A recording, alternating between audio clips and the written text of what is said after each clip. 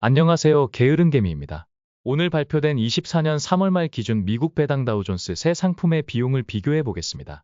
ETF의 비용은 총보수와 기타 비용 그리고 매매 중개 수수료로 이루어져 있습니다. 24년 3월 말 기준 새 상품의 비용을 살펴보겠습니다. 먼저 솔 미국 배당 다우존스입니다. 총보수는 0.01%, 기타 비용은 0.09%, 매매 중개 수수료는 0.1239%로 새 비용을 합산하면 0.2239%가 되겠습니다. 계속해서 비용이 내려가는 모습이었는데 다시 조금 오른 모습입니다. 다음은 에이스 미국 배당 다우존스입니다. 총보수는 0.01%, 기타 비용은 0.07%, 매매 중개 수수료는 0.1193%입니다. 새 비용을 합산하면 0.1993%입니다. 에이스도 마찬가지로 비용이 내려가다가 다시 오름세로 바뀐 모습입니다. 다음으로 타이거 미국 배당 다우존스입니다. 총보수는 0.01%로 새 상품 모두 동일합니다. 기타 비용은 0.06%, 매매 중개 수수료는 0.1105%로 새 비용을 합산하면 0.1805%입니다. 타이거 상품은 계속해서 비용이 올라가는 모습입니다. 1억 원을 보유 중이라고 가정하면 솔 미국 배당 다우존스 상품은 매년 22만 3,900원의 비용이 지불되는 셈이고 에이스 미국 배당 다우존스 상품은 매년 19만 9,300원의 비용이 지불되는 셈이며 타이거 미국 배당 다우존스 상품은 매년 18만 500원의 비용이 지불되는 셈입니다. 1억 원어치를 보유하더라도 비용 차이는 최대 4만 원 정도인 셈입니다. 새 상품이 이제 거의 비슷한 수준을 나타내고 있습니다. 새 상품의 비용을 좀 더 비교가 용이하게 그래프로 살펴보겠습니다. 새 상품의 경쟁으로 비용이 지속적으로 내려가는 모습이었는데 더 이상 비용을 낮추기 어려운 정도까지 내려온 게 아닌가 싶습니다. 연간 0.2%의 비용은 사실 국내 모든 ETF 중 최저 수준입니다. 앞으로 어떻게 순위가 변할지는 모르지만 아직은 타이거가 가장 낮은 수준이기 때문에 저는 계속해서 타이거 상품을 모을 예정입니다. 다음으로 새 상품의 시가총액을 비교해 보았습니다. 타이거 상품의 시총이 계속해서 큰 폭으로 상승하고 있습니다. 타이거 상품은 한 달 동안 시가총액이 무려 1,680억이 증가하였습니다. 에이스 상품은 468억이 증가하였으며 솔 상품이 609억이 증가하였습니다. 아직까지 시장의 선택은 타이거로 보입니다. 아무래도 시가총액이 클수록 고정비용을 줄일 수 있는 효과가 있다 보니 앞으로의 상황은 계속해서 타이거가 유리하다고 볼 수도 있을 듯합니다. 지금까지 미국 배당 다우존스 새 상품의 최신 비용을 비교해 보았습니다. 여러분들이 이 영상에 좋아요를 눌러주셔서 새 상품의 비용에 관심을 가지고 있다고 표현을 해준다면 자산운용사들이 이 새 상품의 비용을 낮추는 원동력이 될 거라고 생각합니다. 지금까지 게으른개미였습니다. 좋아요와 구독을 누르신 분은 부자 됩니다.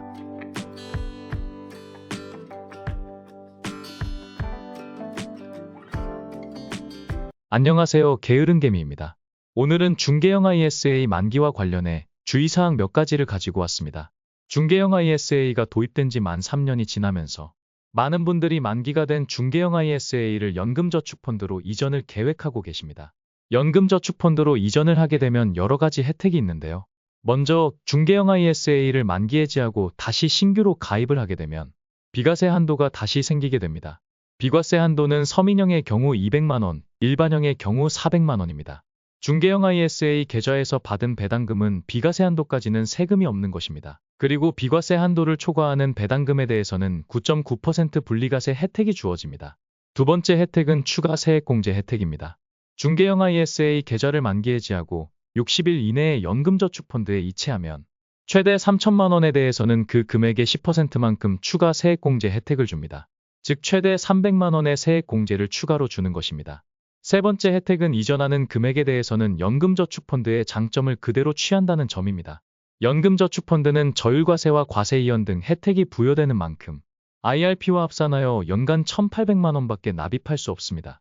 하지만 중개형 ISA 만기 자금을 이체한다면 큰 돈을 연금저축펀드로 넘길 수 있는 것입니다. 그러면 지금부터는 만기와 관련해 많은 분들이 궁금해하시는 내용들에 대해 하나하나 말씀드리겠습니다. 첫 번째 질문입니다. 아직 만기가 되지 않았는데 만기 해지가 가능한지에 대한 궁금증입니다.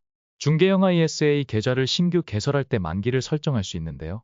최소 3년 이상으로 설정할 수 있고 증권사마다 길게는 100년까지도 설정할 수 있습니다. 만기를 언제로 잡는지와 관계없이 만 3년만 지나면 언제든 만기 해지할 수 있습니다. 만기를 10년으로 설정했더라도 3년만 지나면 아무 불이익 없이 만기 해지할 수 있는 것입니다. 다음 질문입니다. 만기가 된 중개형 ISA 자금을 두 개의 연금저축펀드에 나누어 이체가 가능한지입니다. 이 질문은 사실 조금 복잡한 내용을 담고 있는데요. 최대한 쉽게 풀어서 설명드려 보겠습니다. 우선 왜 연금저축펀드 두 개에 나누어서 이체하려고 하는지를 이해해야 하는데요. 연금저축펀드를 여러 개 개설하면 여러 가지 이점이 있습니다. 먼저 첫 번째 이유입니다. 연금저축펀드는 연금이라는 말에서 알 수 있듯이 나중에 노후에 인출해서 사용하기 위해서 우리가 젊었을 때 차곡차곡 모아가는 계좌입니다. 그런데 나중에 우리가 노후에 연금저축펀드 계좌에서 연금으로 수령하기 시작하면 그 계좌에는 납입이 불가능해집니다. 연금 계좌에서 연금을 수령하면서 동시에 연금을 납입하기 위해서는 여러 개의 연금 계좌를 가지고 있는 게 이득입니다. 하나는 연금을 수령하고 나머지 하나는 납입을 이어가면서 절세 혜택을 지속적으로 받을 수 있기 때문입니다. 다음 이유는 세액공제를 받은 연금 계좌와 세액공제를 받지 않은 연금 계좌를 나누기 위해서입니다. 계좌를 이렇게 두 개 이상으로 나누게 되면 나중에 노후에 많은 생활비를 세금 부담 없이 인출할 수 있습니다. 세액공제를 받은 연금 계좌에서는 매년 인출 한도인 1,500만 원씩만 인출해서 세금을 줄이고 나머지 생활비는 세액공제를 받지 않은 연금 계좌에서 인출하면서 세금을 최저로 낮출 수 있는 것입니다. 한 계좌에 모두 몰아넣게 되면 세액공제 혜택을 받지 않은 금액부터 모두 수령한 이후에야 세액공제 혜택을 받은 금액을 인출할 수 있기 때문입니다. 이 내용도 많은 영상에서 제가 설명을 드렸기 때문에 넘어가도록 하겠습니다. 이제 답을 드리겠습니다. 만기가 된 중개형 ISA 자금을 두 연금 계좌에 나누어 이체할 수 있습니다. 만약 8천만 원이 만기가 되었다면 7,700만 원은 1번 계좌에 이체하고 2번 계좌에 300만 원을 이체한 후 2번 계좌를 세액공제 받은 금액으로 지정할 수도 있습니다.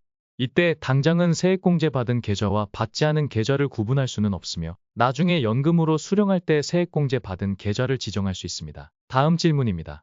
만기 해지했는데 배당금이 나중에 입금이 되면 어떻게 될까요? 이 경우 나중에 입금이 되는 배당금은 비과세 또는 9.9% 분리과세가 되는 게 아니고 15.4% 배당소득세를 내야 합니다. 그리고 금융소득으로 잡히기 때문에 연간 배당금이 2천만 원이 넘는 경우에는 금융소득종합과세가 될 수도 있습니다. 따라서 배당금을 모두 입금받고 나서 연금저축계좌로 이체하는 것을 권해드립니다. 다음 질문입니다.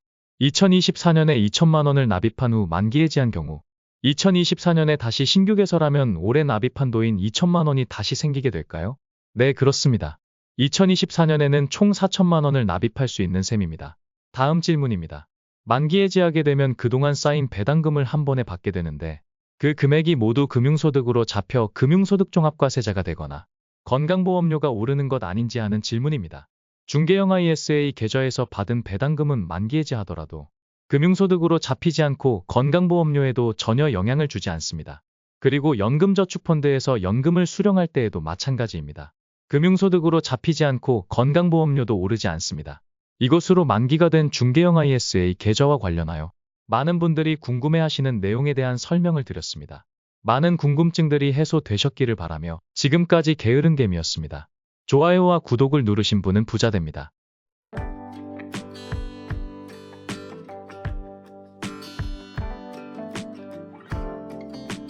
안녕하세요. 게으른개미입니다. 24년 4월 1주차 보고서입니다. 4월은 현재까지 코스피는 1.2% 하락하였고 코스닥은 3.7% 하락하였으며 제 계좌는 0.8% 하락하였습니다.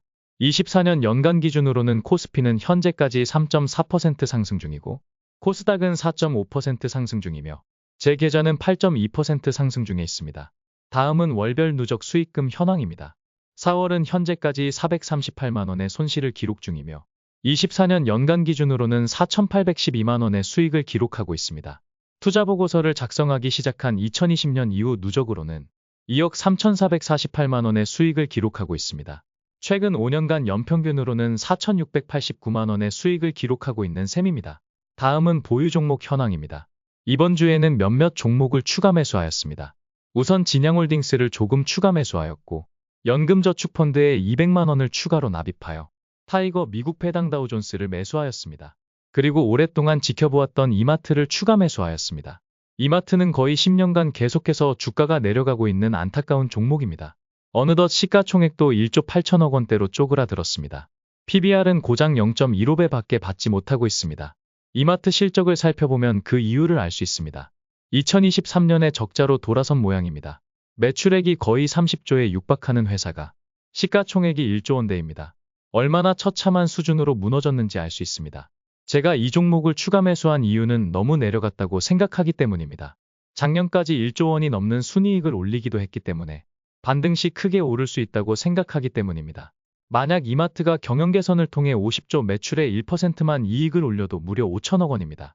그리고 지난달 급등으로 수익 실현했던 이베스트 투자증권이 주가가 흘러내려서 다시 똑같은 수량을 재매수하였습니다. 저는 갑자기 20% 가까이 급등하는 종목이 나오면 우선은 일단 매도하는 편입니다. 대부분 급등하는 종목은 다시 내려갈 확률이 높다고 생각하기 때문입니다. 이번에도 역시 급등한 다음날 다시 내려오는 모습을 보였습니다. 다음은 주식 분할 소식입니다. 먼저 아세아제지가 5일 주식 분할을 위해 4월 18일까지 주식 거래가 정지됩니다. BYC도 10일 주식 분할을 위해 4월 16일까지 주식 거래가 정지됩니다. 분할 뒤 주가가 어떻게 될지 기대가 됩니다. 다음은 월별 원금 및 평가금 현황입니다. 지금까지 투입된 원금은 3억 9,700만 원 수준이고 평가금은 6억 3,200만 원 수준입니다. 지금까지 게으른개미였습니다. 좋아요와 구독을 누르신 분은 부자 됩니다.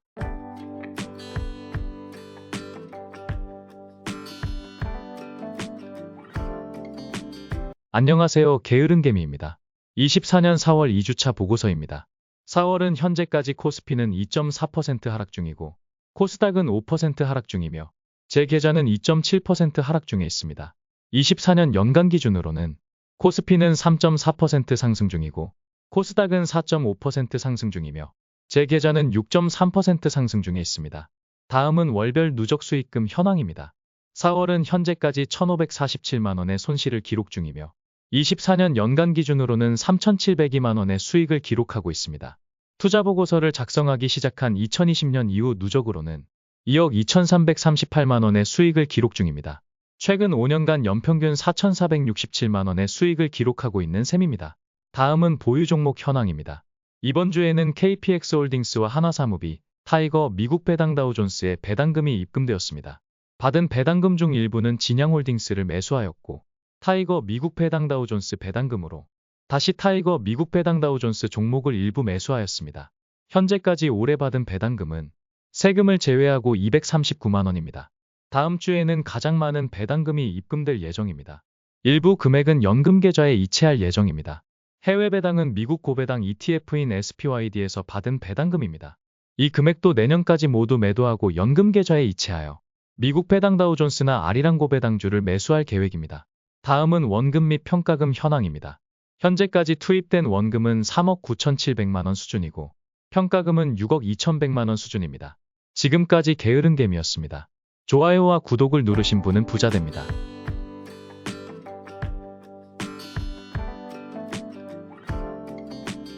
안녕하세요. 게으른개미입니다. 24년 4월 3주차 보고서입니다. 4월은 현재까지 코스피는 5.6% 하락하였고 코스닥은 7.0% 하락하였으며 제 계좌는 3.4% 하락하였습니다. 24년 연간 기준으로는 코스피는 2.4% 하락 중이고 코스닥은 2.8% 하락 중이며 제 계좌는 5.6% 상승 중에 있습니다. 다음은 월별 누적 수익금 현황입니다. 4월은 현재까지 1,982만 원의 손실을 기록 중이며 24년 연간 기준으로는 3,267만 원의 수익을 기록하고 있습니다. 투자보고서를 작성하기 시작한 2020년 이후 누적으로는 2억 1,903만 원의 수익을 기록하고 있습니다. 최근 5년간 연평균으로는 4,380만 원의 수익을 기록하고 있는 셈입니다. 이번 주에는 금호석유 우선주, 대신증권 우선주, 아세아제지, BYC 우선주 등 많은 종목들의 배당금이 입금되었습니다. 이제 올해 앞으로 받을 배당금은 신영증권과 아리랑고 배당주, 그리고 몇몇 반기배당과 분기배당주들 정도 남은 듯합니다. 신영증권은 3월 결산 법인이기 때문에 실적이 다른 종목들에 비해 3개월 정도 늦게 나오는데요. 금년 실적이 매우 좋게 나왔습니다. 영업이익이 1,715억, 당기순이익이 1,499억 원으로 올해 배당금 증액도 기대해 볼 만합니다. 배당금은 매년 7월 초에 지급하고 있습니다. 이번 주에 받은 배당금으로는 진양홀딩스와 아세아제지, 타이거 미국 배당 다우존스를 매수하였습니다. 진양홀딩스는 7월로 예정된 토지 매각 대금 4천억 원이 정상적으로 입금이 된다면 수익 실현할 기회로 삼으려 하고 있습니다. 만약 불발되더라도 매각 지원 보상금도 받고 그 부동산이 어디 가는 것도 아니며 현재 시가 배당률도 높은 편이기 때문에 하방은 크게 열려있지는 않다고 판단됩니다. 이번 주에 BYC와 아세아제지 두 종목이 액면 분할을 마치고 거래가 재개되었습니다. 두 종목 모두 거래가 진행되자마자 급락으로 시작을 하였습니다. 워낙 요즘 전반적인 시장 상황이 좋지 않아서겠지만 생각보다 큰 하락을 보여주었는데요. 하락을 기회 삼아 배당금으로 아세아제지를 더 담았습니다. 다음은 월별 원금 및 평가금 현황입니다. 현재까지 투입된 원금은 3억 9,700만 원 수준이고 평가금은 6억 1,600만 원 수준입니다. 지금까지 게으른 겜이었습니다. 좋아요와 구독을 누르신 분은 부자 됩니다.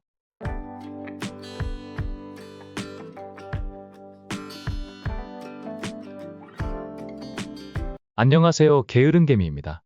24년 4월 4주차 보고서입니다.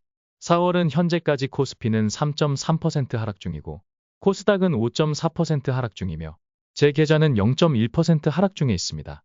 24년 연간 기준으로는 코스피는 보합 수준이고 코스닥은 1.1% 하락 중이며 제 계좌는 8.9% 상승 중에 있습니다. 다음은 월별 누적 수익금 현황입니다. 4월은 39만 원의 손실을 기록 중이며 24년 연간 기준으로는 5,210만 원의 수익을 기록하고 있습니다. 투자보고서를 작성하기 시작한 2020년 이후 누적으로는 2억 3,847만 원의 수익을 기록 중입니다. 최근 5년간 연평균으로는 4,769만 원의 수익을 기록하고 있는 셈입니다. 다음은 보유 종목 현황입니다. 이번 주에는 중개형 ISA 계좌에 보유하고 있던 신영증권을 모두 매도하였습니다. 신영증권의 배당금이 입금되고 나서 7월쯤에 중개형 ISA 계좌를 만기 해지하고 연금저축펀드 계좌로 이체할 예정인데요. 7월 만기가 되기 전에 중개형 ISA에 보유 중인 종목 중 오르는 종목은 하나씩 정리할 예정인데 신영증권이 최근 좋은 모습을 보여주면서 중개형 ISA 2개 계좌 중 한 계좌의 보유분을 모두 매도하였습니다. 그리고 이번 주 받은 배당금으로 아세아제지와 타이거 미국 배당 다우존스를 조금 추가 매수하였습니다. 이번 주에 아리랑 고배당주가 월배당으로 전환된다는 소식이 있었습니다. 1년에 한 번 받는 배당금을 매월 나누어 분배해 줄 뿐이긴 하지만 그래도 매월 배당을 받는 소소한 즐거움을 얻을 수 있을 듯합니다. 저는 연금저축펀드와 IRP 계좌에서 타이거 미국 배당 다우존스 종목과 아리랑 고배당주 종목을 모으고 있습니다. 아리랑 고배당주는 이름에서 알 수 있듯이 고배당주 종목을 모아 놓은 ETF인데 금융주의 비중이 매우 높습니다. 아리랑 고배당주의 종목별 비중순으로 살펴보면 비중이 높은 10개 종목 중에 금융주가 8개를 차지하고 있습니다. 아리랑 고배당주를 보유하고 있으면 금융주를 보유하고 있는 셈이나 마찬가지입니다. 추가로 제가 보유한 종목은 아니지만 좋은 소식이 하나 있어서 가져왔습니다. 아리랑 200 ETF가 총보수를 0.04%에서 0.017%로 내린다는 소식입니다. 이렇게 되면 코스피 200 지수를 추종하는 ETF 중에서는 가장 저렴한 비용입니다. 다음은 원금 및 평가금 현황입니다. 현재까지 투입된 원금은 3억 9,700만 원 수준이고 평가금은 6억 3,500만 원 수준입니다. 지금까지 게으른개미였습니다. 좋아요와 구독을 누르신 분은 부자 됩니다.